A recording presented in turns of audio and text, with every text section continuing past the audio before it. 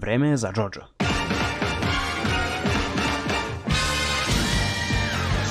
Kao što znate, stigli smo do 5000 subscribera, sada već skoro do 6000, pa sam odlučio sebe da počastim i izbacim video o mom najdražem animeu koji sam odgledao. Nije najbolji, ali uz još jedan anime, ovaj mi je prirastao srcu. Kao što znate, trenutno postoji 8 JoJo partova, od kojih su 6 animirani. Ovaj anime ima reč bizarnu imenu, a u prvom partu nismo ni ogrebali površinu značenja te reči.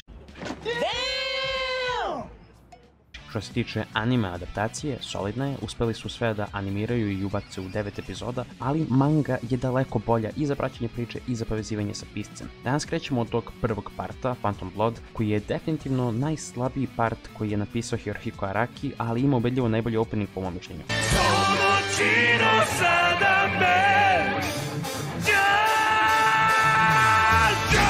Nije ni čudno da je najlošiji part, s obzirom da je krenuo da ga piše 1986. godine, a anime adaptaciju je dobio tek 2012. kada je izbačeno prvih 9 epizoda pod imenom Phantom Blood, gde pratimo priču glavnog protagoniste Jonathana Jostera i antagoniste Dia. Na početku parta narator nas odmah uvodi u taj sukob dve strane i dva lika, glavnog protagoniste Jonathana Jostera, zvanog JoJo, i antagoniste Dia. Lord George Joster, otac Jonathana, usvaja Dia, sina Darija Branda, koji je preminuo usled lošeg zdravlja. Odmah nam postaje jasno koji je Diov cilj, da dobije kontrolu nad Joster porodicom, i uradit će apsolutno bilo šta da to učini. Uradio je neke stvarno užasne stvari, od udaranja Jonathanovog psa Denija, manipulacije Jonathanovih prijatelja i porodice, pa sve do uništavanja njegove veze sa njegovom devojkom. Ali količinu okrutnosti koju posjeduje vidimo tek kada je spalio Jonathanovog psa Denija. Nakon toga godinama gledamo nebrojano mnogo konflikta između ove dvojice, sve dok nije došla smrt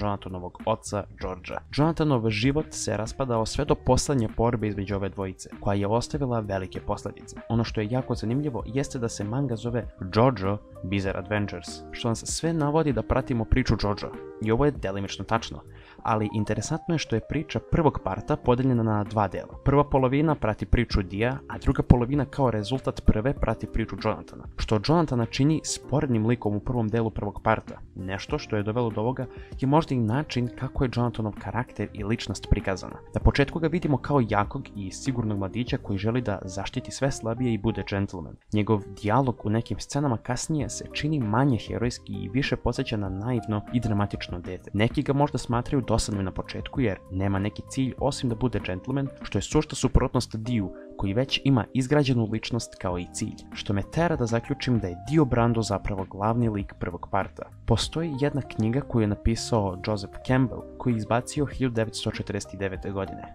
Knjiga se zove Heroj sa 1000 lica. Jedan pasus ove knjige ide ovako: heroj se upušta iz svakodnevnog života u svetu u oblast nadprirodnog čuda. Tu se nalaze fantastične sile i izvojava se odlučujuća pobjeda. Junak se vraća iz ove misteriozne avanture sa moći da daruje blagodati svojim bližnjima. Dio se perfektno uklapa u ovo. Tokom prvog dela priče, Dio, koji je izgrađen kao glavni lik, predaje titulu glavnog lika Jonathanu, koji sada ne samo da je glavni lik, već je i nesavladiv po tom pitanju jer je dobio nove motive i ciljeve usled toliko patnje koje mu je naneo Dio. Primećujemo da Dio, koji je do sada uglavnom bio pokretač priče i dešavanja, postaje više reakcionaran na Jonathanove postupke. Sredinom parta imamo vrhunac Diove priče i početak Jonathanove, što je odlična ideja Arakija. Dio je želeo da ne bude kao njegov otac. U nekim trenucima je samog sebe podsjećao na svog oca, to ga je gadilo. Iako nije mogao da pobegne od toga ko je on, želeo je da promeni okolnosti po svaku cenu i da izbegne da postane ono što je njegov otac bio. To je uradio tako što je prihvatio moći te maske i postao vampir. Možda i njegov glavni razlog što mrzi oca jeste taj što ga krivi za smrt svoje majke. A borba između Dio i Jonathana u palati Josterovih je bila prva veća akcija u partu 1 i zaista lepo urađena. Ali ono što je u neku ruku loše, to su sporni likovi koji definitivno ne znaju zašto su tu. Dobro, Speedwagon je tu kako bi prokomentarisao svaku akciju koja se desi na ekranu, ali zašto je George Joster prikazan ovako? Bukvalno je on samo objekat sa priču koji pomaže Jonathanu da postane glavni lik. Nije izgledao kao da uopšte voli svog sina, znamo da ga voli samo jer nam je tako rečeno. Ali vraćamo se na borbu u palati, kada vidimo novog Dia koji je sada nepobedivi vampir i neverovatno motivisanog Jonathana koji se bore do smrti. Jednom kada je Dio umro, nije zapravo umro, Jonathan ima zadatak da stane Dio na put i zaustavi ga od pretvaranja ljudi u zombije, kao i da nauči tehniku disanja od Cepelija, lik koji postoji kako bi predstavljao oca Jonathanu, kako bi ovaj dobio još jedan motiv više kada Cepeli umre. Tu je također svo vreme i Speedwagon koji je tu samo zbog komedije i kako bi nas podsjetio koliko je visok i težak Jonathan. Jonathan je naučio Hammond tu tehniku borbe disanjem koja je po meni jako loše urađena i ne baš laka za razumeti, ali svakako Cepeli, Jonathan i Speedwagon kreću na Dia, nakon nekoliko sporednih borbi koje su se dogodile kako bi nas bolje upoznale sa ovom tehnikom i samim Cepelijem. U neku ruku dođe kao trening pred borbu sa Dio, gdje nam Cepeli objašnjava kako funkcioniše Hammond, pokaže neku tehniku Jonathanu i on to posle iskoristi u borbi. Kada je Cepeli umro,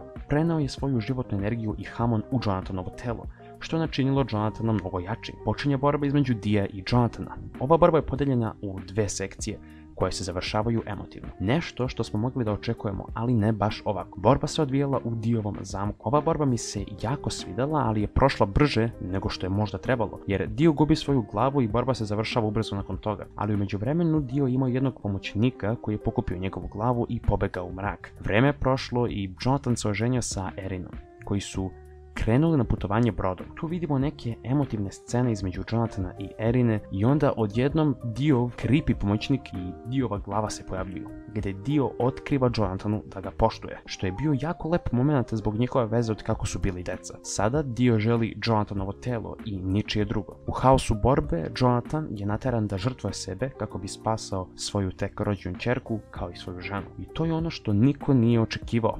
Araki je ubio svoga glavnog lika na kraju prvog parta i predstavio jako emotivne scene između Jonathana i Erine, kao i Jonathana i Dia, koji umiru zajedno gdje Jonathan drži Diovu glavu u zagradi. To je bio kraj prvog parta i ovog početka JoJo franšize. Hvala vam ako ste stigli do ovdje i nadam se da vam se svidio ovakav video gdje sam pričao o nekom animeu. Ovo ću raditi i za ostale partove JoJo, ali treba će vremena, verovatno neću ići toliko u detalje. Napišite u komentarima da li ste vi gledali ovaj masterpiece Hirohiko Arakija i da li želite ubrzo i ovakav video za drugi part. Do sljedećeg klipa, pozdrav!